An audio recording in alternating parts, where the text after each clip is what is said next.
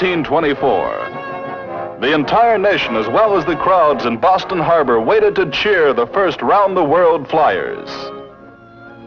The U.S. Air Service, struggling with a few men, a handful of planes, and very little money, hoped these spectacular achievements would help win public support. Even though it took 6 months for the sturdy biplanes to circle the Earth, the Air Service was making a victim of space. Traversing more than 27,000 miles, they had flown through every weather on Earth. The conquering heroes, led by Lieutenant Lowell Smith, succeeded where all others had failed and at long last returned home. These 6, Harding, Nelson, L.P. Arnold, Wade, Ogden, and Smith, together had reduced the size of the Earth under the leadership of Mitchell and General Patrick, new Chief of the Air Service. At the same time, we developed the Barling bomber. For crew, we had pilots Lieutenants Harris and Muir Fairchild, the designer Barling and engineer Culver. They climbed through the hatch of the monster, which had been shipped to Wright Field in sections. These men were taking a big step toward realizing Billy Mitchell's strategic bombing theories. From his open cockpit, the commander surveyed the man-of-war and ordered his crew chief to start the 6 Liberty engines. 4 of these were tractors, while 2 worked as pushers. With everything checked, the pilot gave the signal to taxi toward the takeoff point on the grassy runway. The Barling had 3 wings, which spanned 120 feet, and it stood 27 feet high, dwarfing all Air Service planes of the time. Meet the Super Dreadnought, biggest attempt at a long-range load-carrying heavy bomber. In fact, this was the largest ever built in the United States up to then. During construction, it raised many eyebrows because the plane cost somewhere near $500,000. A very high cost for a new airplane idea when the total Air Service budget was so small. The experimental triplane clumsily started its takeoff for the first time in 1923. 32,000 pounds traveling along at the incredible speed of 61 miles an hour. When it couldn't climb over the Appalachian Mountains, the Barling was grounded and was used to solve engineering problems. It certainly influenced development of the B-17. The next year, President Coolidge looked for the Pan American Goodwill Flyers to land at Bowling Field, Washington. After they had flown 22,000 miles and had visited 25 sister republics, Major Herbert Dargyule and his crew were welcomed back to the U.S. The President awarded each flyer a Distinguished Service Cross certificate in a ceremony attended by the Cabinet. The new Air Corps Chief congratulated the flyers, including future Air Force Generals Lieutenant Ennis Whitehead and Captain Ira Aker. Thus, the Air Corps had demonstrated its diplomatic value to the nation. Also in 1926, Frederick Patterson, head of a group of Ohio businessmen, broke ground for Wright Field.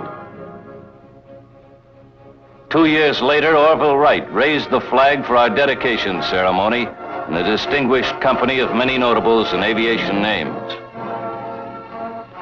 Together, they hallowed the ground for the Air Corps Materiel Division, which was going to build the greatest flying field in the world, near Dayton, home of aviation. America couldn't have had better representation than Orville Wright, Secretary of War Davis, Judge Kennesaw Landis, Assistant Secretary Truby Davison, Air Corps Chief General Patrick, and many others. From the steps of the new headquarters, they witnessed the gun salute. Squadrons of the latest planes passed in review and hailed Wright Field.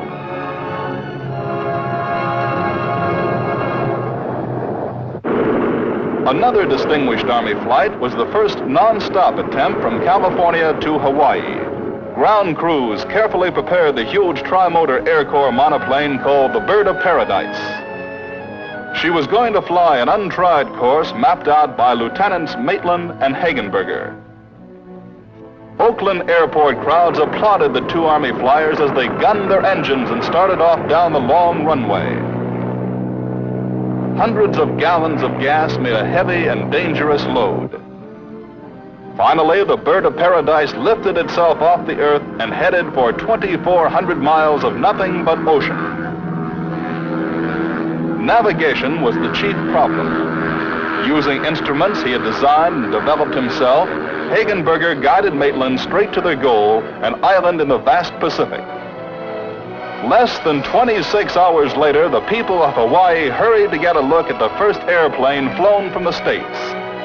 Maitland and Hagenberger had made it. Seems that almost everyone in Honolulu came out to say aloha to the two tired but happy men who had spanned the Pacific. This was later regarded as the most perfectly organized and completely planned flight ever attempted. Hagenberger and Maitland triumphantly returned to the States by boat. In the 20s, the Army watched Americans stunt flying the oceans. Charles Lindbergh, Will Rogers and Wiley Post, Amelia Earhart, and many others. The Air Corps learned from successes as well as failures, like this overloaded civilian takeoff. Luckily, Ruth Elder and a pilot were only slightly injured.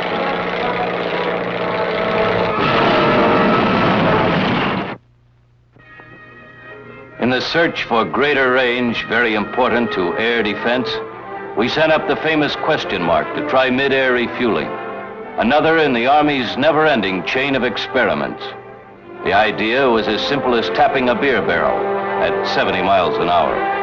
First, the tanker plane let down a gas line. After a crewman aboard the question mark caught the hose, contact was made.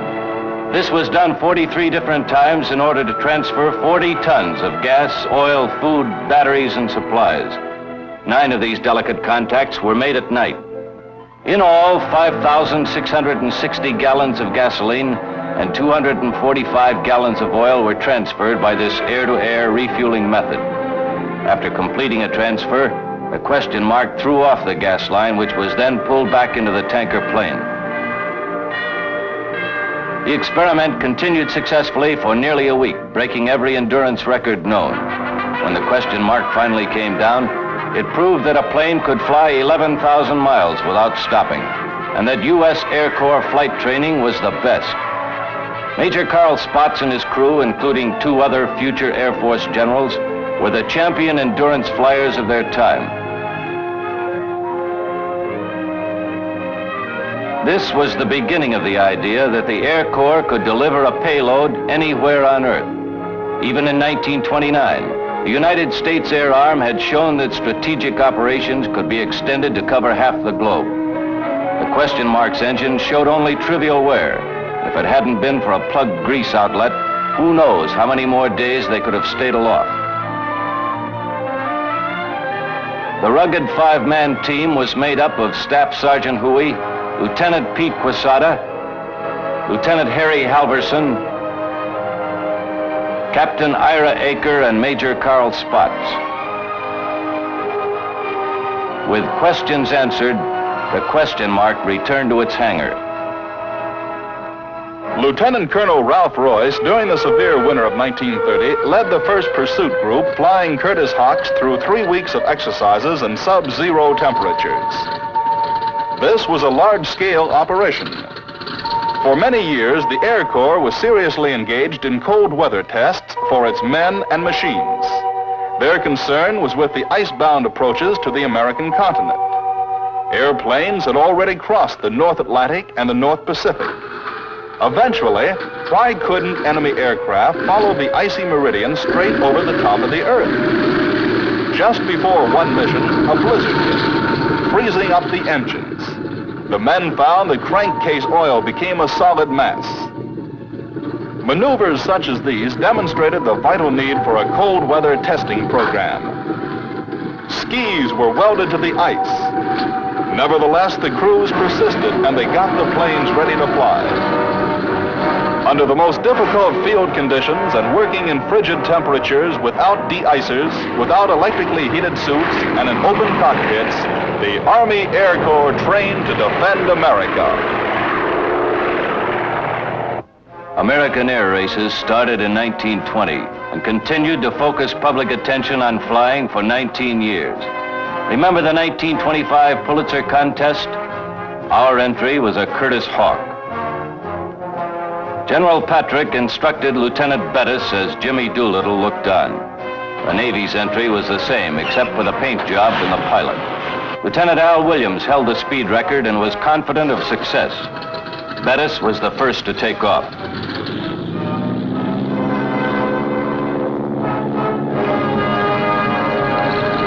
On another section of the field, the ground crew straightened the Navy plane and Williams sped away. There goes the Army. It was a spectacular show around a closed course as Bettis picked up speed.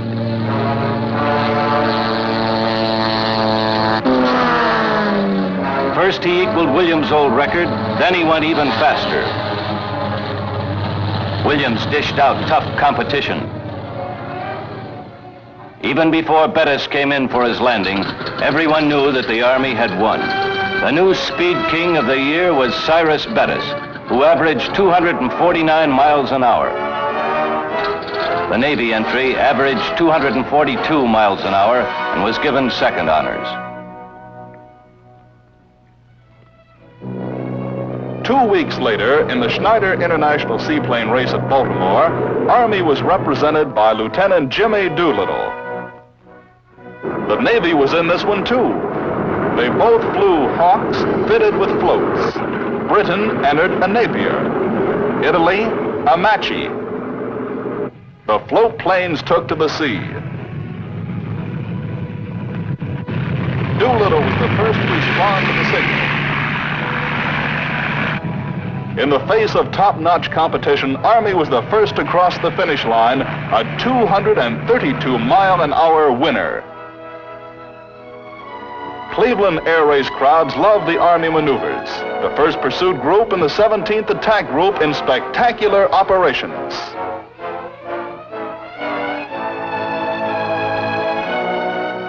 Lucky Lindy watched the Army write its initials in the sky.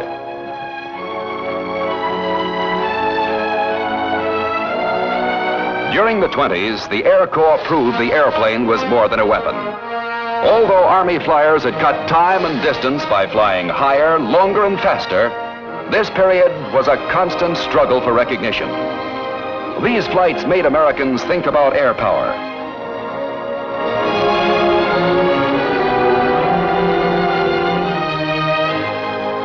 Later chapters in the Air Force story will show the growing importance of the air arm for national defense. The uniting of the new power with America's great industrial capacity made it possible to prepare for the future and to speed the growth of the United States Air Force.